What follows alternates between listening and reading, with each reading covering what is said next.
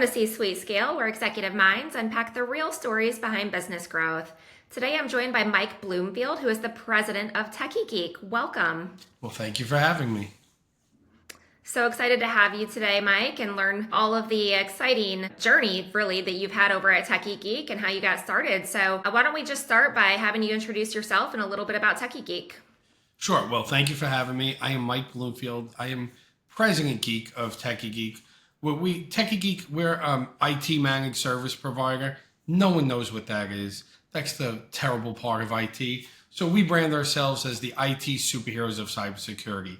We've been in business for 13 years, and we work with businesses to help protect them, minimize their risk, and help them from becoming another stat in the newspaper.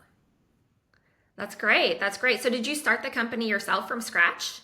I did. So I guess the term is accidental entrepreneur. I started the business 13 years ago. I was the head of research and development as well as director of IT for the biggest photo booth manufacturer in the United States. So everyone enjoys that. You know, when you're at the amusement park or at the movie theater and you go into the photo booth, you get your photo strips. So I worked for the biggest photo booth manufacturer in the US, but I decided that I was commuting 2 hours each way a day from Staten Island, New York, all the way to Long Island. And I decided I wanted to work for myself. So 13 years ago, I started as a one-man MSP. And here we are 13 years later with a team of 17 of us. Awesome. That's so great. And so a photo booth, that's not really necessarily security driven. Kind of talk to me about that transition into the cybersecurity space. Sure. So really, there was two jobs I had prior to transitioning and starting Techie Geek. The first one, depending on where you live, you might hate me. So I was the manager of product engineering for a red light and photo booth, red light speed camera manufacturer in the United States, the biggest one. So if you ever went through a speed camera or a red light camera and got a ticket in the mail, most likely that went through the company I worked for, and I was the head of engineering over there. But what people don't realize is when I had left there, that we had about 3,000 cameras throughout the country. We had to manage those cameras, and I had developed a solution that allowed the remote team to manage them.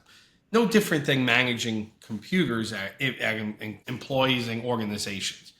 When I went to the photo booth manufacturer, again, something fun, still was photo based, right? Except people enjoy getting photo strips where they don't enjoy getting their ticket.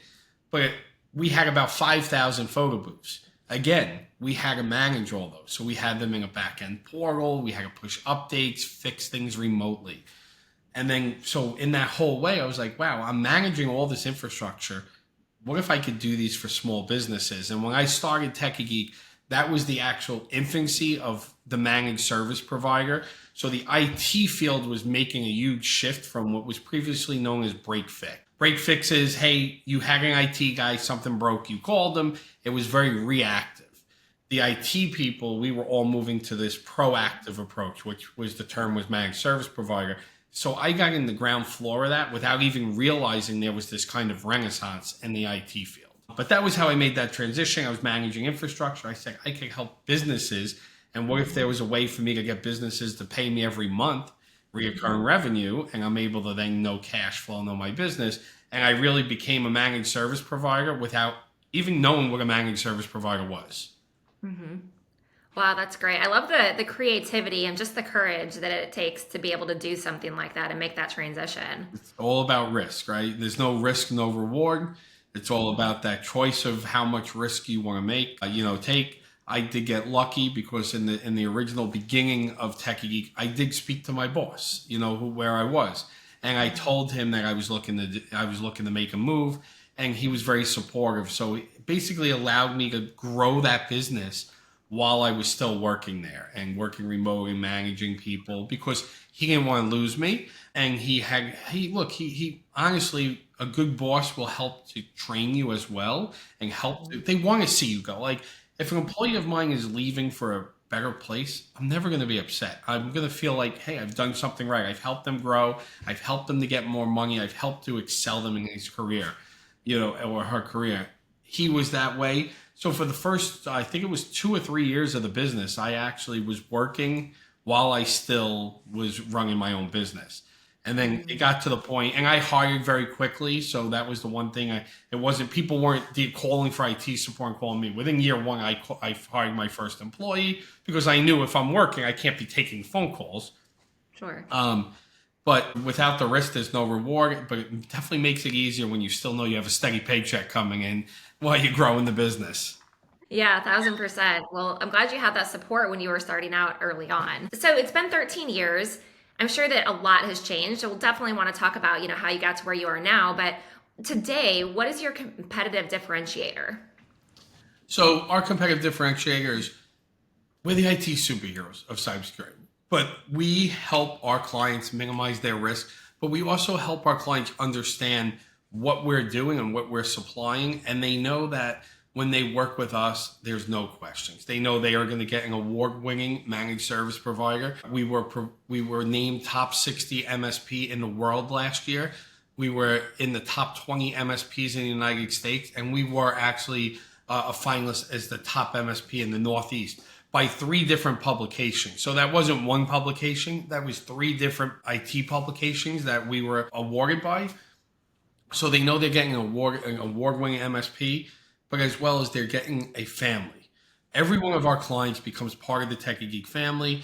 They know they have my cell number. They know that if for some reason it got past my text, it got past the rest of my team, they know they could call my cell phone and I will always take that call, and that issue is probably going to be resolved within 5 minutes because I'm going to be call up someone on my team, be like, "What's going on? Why am I getting this phone call?" I want to get the phone call to go for lunch with my client. So, so what differentiates us is they know they're becoming part of our family, and they're basically getting a whole superhero team behind their back. I love that, the superhero team and President Techie Geek. I love even how you've branded your brand. So talk to me a little bit about, how you've gone about, protecting your brand and growing it. So yeah, it's IT is boring. That's like, if you look at most IT providers' websites, and I was there, 7, 8 years ago, you go on an IT website, you read, and your eyes glaze over, you probably fall asleep, hit your head into the keyboard. They all have hundreds of landing pages with thousands and thousands of words on them that no one reads. No one cares what managed server care is or managed desktop care. Clients and business owners care about solving a problem. So whether that problem be minimizing their risk from a cyber attack, running their business efficiently, but so we all start there. But I realized, I said, no one's reading this. I was looking at bounce rates on our website, right? People would come on and go right off because you just see text. So I said, how can we do this and make this more fun, but also relate to people? My wife also told me to get the toys out of the house. So I figured it was a good way to move the toys to the office. So I came up with this idea and this concept. I said, why don't we just brand as the IT superheroes? And I'm a believer, go big or go home. So we went all into it, even to the point I'm just grabbing like all of our staff, our business cards are trading cards. So basically, like we have our alter ego side and then we have our superhero side. So the whole team has their superhero identity. It has on there. So we branded I think we rebranded, it was about 8 years ago as the IT superheroes of cybersecurity. We redid our website to make it more streamlined, right? Yes, of course, there has to be text on there for SEO and somewhat, but it's more told in a story, an engaging story. And the other thing I found is when people read and they watch our Instagram videos, it kind of brings that nostalgia back to something they enjoy. So it also makes them enjoy and they want to be a part of it. So we rebranded. I made the office is filled with, we have a life-size Spider-Man in the conference room. There's action figures everywhere. We have superhero quotes throughout the building, like there when you walk into the building, all throughout the hallways, lobbies. So we try to make fun, have fun with it. We're also presenting tomorrow to a school of 5th graders we're teaching them on game safety and AI safety. And the principal requested that we come as superheroes. So we're actually wearing capes and masks. My team wasn't very happy with that one, but I'm like, oh, we gotta go. They asked, we gotta go as superheroes. How fun. I really do love how you've, just been creative with your company throughout the entire journey. and just kept that fun in there because it definitely does make a difference. 100%. And it also, not only does it help it with the clients, it helps with morale, right? Most business owners fail to realize that your employees are spending more time at work than they do usually with their family. And, it's important to give them an environment where they enjoy working, where they could come. You don't want people to come into work and open that door every day and be like, if they have that feeling, guess what? That's going to go right to your customers. They're going to get that feeling. You want them to enjoy. And trust me, I'm not perfect. We make mistakes along the way, but we always try to learn and engage with our staff, find where, get that temperature of where morale is, make sure we're giving back not only, to our clients and community, but we're also giving back to our employees. We do a survey that goes with our help desk with every ticket. And if a client gives them a thumbs up and it's right in there, it says like, how were they? Super heroic. And they click that button, that gets $1 worth of points that they're able to bank. And we have a prize system. So then they're able to get Steam gift cards. They're able to get Target. Obviously for the girls, we have like Sephora gift cards and Dunkin' Donuts gift cards. And then if they want to have a little more fun with it, for $100 worth of points, they could throw a pie in my face. They have done that once. And then there's also in there, they could borrow one of my cars for the weekend if they want. So we try to have some fun with it. Yeah, definitely a good internal culture, which I'm sure translates into a good customer and client experience on the back end. Right. That's why staff is what makes us be able to be the award-winning MSP. And I try to tell that to business owners all the time. You could be the best business owner out there, but if you don't have the staff and the team underneath you and behind you and there to work and do everything you need them to do and want to do it, you're going to go nowhere. Yeah. And so your clients are currently nationwide, is that correct? That's correct. Awesome. And so what channels have you used to go ahead and grow and scale to, new client acquisition? So, in the very beginning, it was a lot of, chamber events, network events, more at your local area. So we were very localized, more in the Staten Island, Brooklyn, New Jersey area. So it was a lot of very community engagement, and we still do that. We've expanded our community engagement. So I will say we do have nationwide clients, but our focus is still kind of that tri-state area, just because it's an easier way to really, have feet, people on the ground. And that was really very big in the beginning, those BNI groups, and those, if you're familiar with the BNI, those are those networking groups where you usually have one per industry and you're giving referrals out.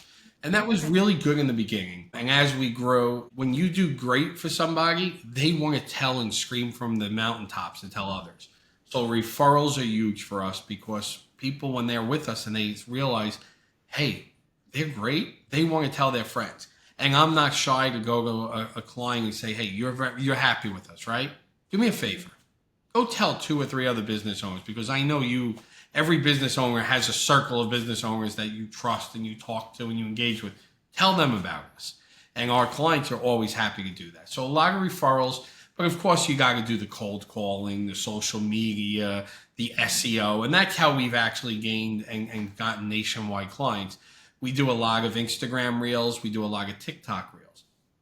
Now, the thing with those is everything we do is with the goal to be educational. I'm not here to sell. My goal is, and my sales team, my marketing team know, is we don't want to be salesy. We want to be educating people. We want to help the business owner have that, oh, I get it. That's why I need them. Without us trying to sell. But we also try to do that in a fun way. So if you watch our Instagram, we love to just do videos that are fun, make people laugh. Because guess what? If they go through that one video and laugh, then they're going to click on the profile, go through more videos. And if they say, wow, this is pretty funny, I want to learn more about this business. This seems like a really cool business. And then they go into the rabbit hole to start learning more about the business. We landed it was about a $360,000 contract from a TikTok video about email security, right? So when people say, oh, no one's getting business on TikTok, it wasn't an ad. It wasn't a boosted post. It was literally a 30 or 40-second TikTok video where we were talking about some email security tips that a business owner in Georgia saw, liked us, reached out, and then within a month we had a signed contract with them. That's awesome. That's awesome. I love the educational standpoint, especially, if you can hit on, one common pain point and just really nail it, that speaks to them at the right time. So, kudos to you. As far as, each individual business that you end up working with, I mean, I'm sure that they have vastly different, pain points and how they're internally set up. So when you actually get in front of that, prospect, if you will, what is your approach to making sure you're identifying their own pain points so that way you can really speak to that and then educate them more customized? Yeah, so it's a funny thing is most clients actually have the same pain points, they just don't realize it, and they're Yeah. usually in different scales, right, depending where. But the key that took me years to learn was to shut up and listen. So a lot of salespeople don't realize that you could very quickly talk yourself out of a sale. Mhm. And I love to talk, as you can probably see. I really enjoy like just talking. And in the very beginning, I'd be the one to go in there and just talk, talk, talk. And then someone, another business owner and I were having a conversation and a coach, and I realized, shut up. Just go in and let them tell me their problems. Yeah. Be empathetic of them, take the notes, and then when I come back to them to talk about, hey, here's a recap of our meeting, I'm going back with, hey, I listened to you. Here's what you told me. And they're going to tell you in that meeting, that discovery meeting, exactly what it is they want for you to be able to close that deal with them and to move forward. Now, it's all going to come back into the same services that you could be the landscaper or you could be a mortgage provider. You have, total different types of data. But guess what? You still want to protect your business. That business is still your baby. It's still your livelihood. So I just need to listen to, okay, what's your pain point? Maybe the landscaper's pain point is they're having a hard time with, billing and accounting and protecting that, where the mortgage provider has to protect social security numbers. But guess what? Listening, I'm able to do. But a lot of our plans are actually, we're given the same security stack no matter what you are. Landscaper, mortgage provider, healthcare provider, we're protecting you all the same way because I need to fortify your building. I need to fortify your business in every way. I will not leave a back door, a window unlocked for a hacker to gain entry. Mm-hmm. Yeah, that's great. That's great. You definitely figured it out. And I assume that you teach your current staff to operate the same when they're speaking with a customer with that curiosity, learning before they kind of just bombard them with too much information. Absolutely. It's the one thing we, especially in our sales playbook, and we bring on new sales SDRs, and that's one of the things we definitely teach them is shut up and listen. And I'll usually, in the very beginning, I'll always kind of shadow anybody who's new in sales and let them run it because I don't want to run those meetings. I need them to learn and then give them feedback. But it really is, I've watched it time and time again. I've been in the room. I've had people trying to sell me and I watch them just talk themselves out of the sale. Yep, 1,000%. Like I'll be like thinking, I'm like, you know what? Maybe I do want this. And then by the end of the meeting, I'm like, wow, he pretty much talked himself out of that sale. I think I've been there too. In fact, recently, so I'm laughing because it's very obvious at times, and so it's crazy. Even on the other side of the desk, you want to be like, shut up, shut up. You Yeah. had me. You were there. Just stop. Oh gosh, that's so funny. Yes. Well, I mean, obviously, it sounds like your two kind of differentiators are, really shining with the customer and then making sure that your internal staff is really all on the same page and they're, making sure that it is about the customer again throughout the process. Talk to me a little bit about maybe a decision or a pivot you had to make when an original plan didn't work and how that has kind of led to your continued growth and success. Yeah, so look, obviously over the years, there's decisions and changes and issues that get thrown out of you. I obviously we're 5 years past, and I hate to bring it back up, but it always seems to come back up, right? But COVID was one of those kind of crazy times. COVID, when March 2020, I had just hired a new sales rep January 2020. And that was actually going to be one of our first sales. Prior to that, I was doing everything in sales related. I had the help desk, I had marketing being done all different, but sales was still me. And then March 2020 came and the world locked down and no one was signing contracts, right? We're a 3-year contract with our clients. No one in April, March, May, no one was going, oh yeah, I want to sign a 3-year contract. They didn't know if their business was going to survive another couple of months. So definitely, but I also knew I didn't want to let any staff go. And that was one thing during COVID, we kept our whole staff. So I had to pivot and change the sales position because, hey, it's not the time to sell. So I actually pivoted and changed, and that person had a marketing background and moved them from a sales position into a marketing position and brought them in. This way I was able to keep them on board and keep them working and employed the whole time. And that was an important decision because I said very early on to my wife, who's my business partner, I'm not letting anybody go.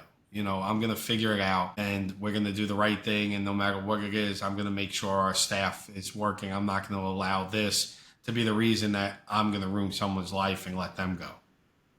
So Yeah, I love that. but we all go back to COVID. We all don't. Everyone wants to stop talking about COVID, but it's just so crazy how pivotal it was in pretty much every business and changing, how businesses function. Oh, absolutely. I mean, I think about how many people are working from home now. And I mean, that's just a very basic Yep. example. And companies are trying to get people back into offices. But I mean, it is harder because people's mindsets have shifted, their priorities have shifted. And so it's a little bit harder. Well, you think about, right? So why did I start my business? Because I was commuting 2 hours each way. I'm not talking 2 hours total today. I was commuting anywhere from an hour and a half to 2.5 hours each way. Wow. It was four, it was about, anywhere from 3 to 5 hours a day in a commute, added on top of an 8-hour workday. So, I hated that. Like, I loved the job, but I hated the commute. Now, of course, my boss would be like, well, move out to Long Island. Well, my family is here in Staten Island, and when I took the job, you were in the Bronx, so he's a little closer. But if I had the ability to work from home, it could have changed things, right? And maybe I wouldn't have started my business and maybe I would have never left. And, I think the work from home renaissance and the COVID really allowed people and businesses to keep people. But I will say, for like my perfect example, I'm a terrible remote manager. I need people. I thrive off of that, sitting with them, going down and being there. So my staff all works in the office. So like we have the capabilities to work from anywhere, but I have everyone in the office because I'm just a better manager that way. And you are seeing that shift right back of all these organizations trying to pull them back in because, and to be fair, I think there's, unfortunately, just human nature. There's been some taking advantage of it, right? You call the employee and the employee's in like Walmart shopping during work, and you're like, oh yeah, no problem, Mr. Smith, I'll be right there. And they're like in the car on the laptop, and that, human nature. We try to push the barrier as much as we can. But yeah, it's crazy how much things change. But COVID also made, in tech, move the needle and made how many grandparents could scan a QR code now, right? 5 years ago, the QR codes were going away, right? QR codes were popping up. They were so popular, but no one was using them. And there was the whole talk about getting rid of them because no one knows how to use it. And then COVID hit. And now, like, you literally, an 85-year-old grandmother knows how to pull out her phone and scan a QR code. And it's completely changed. And now here, QR codes they're here to stay. They're not going anywhere. They like came back, and thank God they were there. How every restaurant you went in, you never had a menu. There was a QR code, and you knew what to do. Scan it and then do what you needed to do with it. So, but there were some great changes, and that it's weird to say from COVID, there were some great changes. The whole Microsoft 365. And what Microsoft did with Teams and their whole ecosystem really brought them to the forefront, and they really solidified and made this solution that allowed me pre-COVID, 95% of our clients still had on-prem servers. I still needed an on-prem server. Now we're 5 years past COVID, I would say only 30% of our clients have on-prem servers because Microsoft really created this ecosystem that allowed us to move full environments into the cloud in a very cost-effective manner. And it made sense for businesses. And even though you may not have those remote employees. You want the capability in a disaster that you can work from anywhere. Business continuity. If the hurricane is rolling out, you don't have to tell your staff to come to the office. Work from home. Let's see how the hurricane pans out. If there's emergencies, you still can do what you need to do as long as you have power and internet, but the headquarters doesn't have to be there. Yeah, absolutely. A lot of flexibility Yeah. that COVID did provide us. So I do agree with that. And I just want to kind of, commend you also because having your staff in the office every day, just based off of how you've built the culture, I can imagine if I was an employee for you, it would be exciting to go into the office just with that kind of a culture and work environment. You try. And even during COVID, we tried to be creative. So STK is a steakhouse that, they have in New York and they have, in other parts of the country. They were doing during COVID where you could buy a package where they would bring to your house a steak, directions, how to cook it, side dishes, and all these things because at that point New York was closed. You couldn't go in the restaurants. I ordered STK and had it delivered to all of my employees. And we did like an employee night where we all cooked the STK, sent pictures, went on a Zoom together. So we tried to do creative stuff even though we were remote. But again, at that point, I was forced to. Yeah, absolutely. Well, that's definitely a fun. I can't say I've ever worked for a company that had something that amazing like STK brought, to me. Yeah, right. And middle of COVID. Yeah, for sure. But, my staff, especially my help desk team, they were working harder than ever because I was helping businesses that weren't clients. If anyone called us and they needed help to get set up remote to be able to work, we were helping anybody. It was even if they weren't, because typically we only help clients. You have to be in a managed service account contract with us. Otherwise, we don't work with you. During that time, I was willing to help anybody because I didn't want to see any business, suffer or close down because they couldn't do what they needed to do. Yeah, love that. Well, I do want to pivot just a little bit and ask you about, you mentioned it earlier, AI, big AI boom going on right now. And so how are you going about navigating that both internally, but then also, making sure your clients are protected with that? Yeah. So AI, it's an amazing tool, but that's exactly what it is, right? It's a tool. And that's what it's hard to educate people to understand that. They think you get some of these business owners that think they could just like AI. I can replace my staff. It does everything. No, it's a tool. I can hand you a drill. You still have to know how to build the house. And you can't just because you have this amazing tool and a drill, you're not going to be able to just be like, now I could build a house.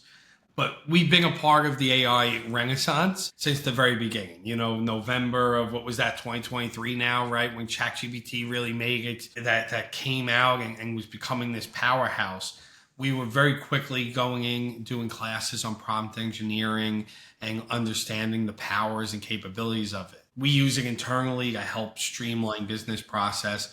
We use it a lot for marketing and helping to get some ideas out there. But the thing is, we use it as a tool, not as a replacement to anything else. And that's one thing that, you see a lot of business owners that go there and they'll just have ChatGPT be like, hey, give me a marketing plan. And while you're there, give me the Facebook caption and go ahead and create the images and then post it. And it's like, bro, AI is great. Yeah, it's amazing it could create that, but it's not on your brand. And people can look at that and know it's AI. And you're getting to that point where consumers and business owners, if they jump onto your Instagram page and instantly tell everything is AI, they're going to lose trust because they're going to feel like, hey, that's all just AI generated. So how do I know what's real, like the passionate, so we use it as a tool to help to streamline our processes, get past creative block. But we always make sure that everything we create is still within our brand and doesn't have the AI feel to it.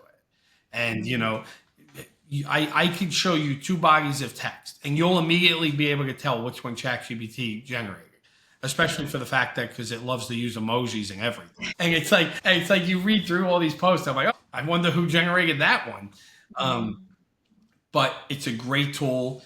And more than just like ChatGPT, security solutions we use, we use Sentinel-1, which is one of the top tier EDRs in the world has AI built into it. And it actually learns how a user is using their computer and watches for deviation. So if Brenda, you're working every day from 9 to 8, it learns that. And then all of a sudden at 3 a.m., it realizes now you're deleting hundreds of files. It's going to go, wow, that's not the norm, and actually lock that process out because hey, that could be ransomware going to do its thing. The AI is being put into everything, and it's a great tool. Now, it's being put in the stupid stuff too, right? I think there's shoes out there with AI. There's everything. It's the buzzword for everything. But Yeah. it's a great tool, but we're also trying to educate our employees, right? Microsoft Copilot is, a great tool if you're using the Microsoft 365 ecosystem. It's amazing, but you have to put the rails, the traffic guard rails on it to keep it from gaining access to everything. So there was that perfect example, like when Microsoft Copilot first came out, like a little over a year ago, where a regular employee in customer service was able to go in the Copilot and be like, give me the salaries for everyone in the company. And it spit out an HR report to that customer service rep with everyone's salary in the company. And it was like, that's where some people are going, whoa, how? Well, because Copilot has system-wide accessing, you didn't put the guardrails on it. So, wow. It's important when you build out a Microsoft 365 tenant and Copilot that you put the proper guardrails out there and you make sure it's able to access what it's supposed to be. And employee and user access is still set to the least privilege. So you have access to only what you're supposed to have access to. So that's very important. And then obviously trying to educate in terms of phishing. Phishing has went to the next level because, you used to read the Prince of Persia email and know it wasn't real. But now they're able to put that through ChatGPT and make very compelling, and it looks, you read and you go, oh, this is someone in the United States trying to do this and that. So educating people how to look for phishing and be more aware has definitely gotten harder, and something we strive to do because employees unfortunately are your weakest link. And then with the AI deep fakes and the videos and the audio, that's a whole nother level, right? Educating and trying for people to understand what's AI and what's not AI. And, I've seen very smart people, business owners of mine who are friends who will show me a video and be like, oh, look at this video. Look at this person sent me. It's great. And I look at it, I go, that's AI, right? No, it's not. This is a person. They want to do business with me. I'm like, that's AI. Look how the lips are moving. Now watch the twitch over by the hand. And then the person goes, oh, I didn't realize that. And, it's trying to educate people to look for these telltale signs on what is AI, right? And what are the things, right? People tend not to have 6 fingers with 2 of them bled together. But if you look at a lot of AI images, like hands are always messed up, and there's certain things you have to look for. Mm-hmm. Yeah, 1,000%. I couldn't agree more. It's, even the most intelligent people can still get, fooled by that. And so just, making sure that you question everything, you're on top of everything. And it sounds like you're doing a good job. It's just kind of just being a good leader in helping, your team stay educated. Right. Helping my clients stay educated. That's that real too, yeah. one. More importantly. And going even further than that, we help the community to be educated. Because like I said, one of the things we're doing tomorrow with the 5th grade presentation is teaching them AI and how awareness. And that's what we're doing. We're going to be pulling up images and being like AI and having them raise their hand. Is this AI or not? And then explaining to them, all right, that was a real one. Oh, that was AI. Here's how you could have told. Look at the blend in this building, So trying to show people, because as you teach them and train them what to look for, they start doing. I'd rather teach them at a young age. There you go. Yeah, absolutely. I mean, this is the world that they're growing up in, so they definitely have to be able to adapt and learn the new way. But it is crazy though, because you talk to a lot of schools and like higher education, and they want to block AI. And I remember being in high school and junior high, and they didn't want you to have the TI-83 calculator, right? That was the big thing we used to go in the algebra or calculus class with. But during the test, they didn't want you to have the calculator because you weren't going to have a calculator with you your whole life. Yeah. Yeah, okay, you're right. Now I have a computer in my hand at all times. But the same thing with AI. They're trying to not teach them how to use it because they're like, oh, you're not going to have it. They're going to have AI their whole life. Hmm. Train them now how to use it as a tool and to use it properly. Teach them how not to use it as a shortcut, but instead how to use it in a way that makes them, smarter, makes them a better student that they're gonna have understand and have that the rest of their life rather than just try to take it away from them. Yeah. I love that. Well, good deal. Well, I mean, is there any other like piece of advice that you would maybe have for somebody else along a similar journey as you?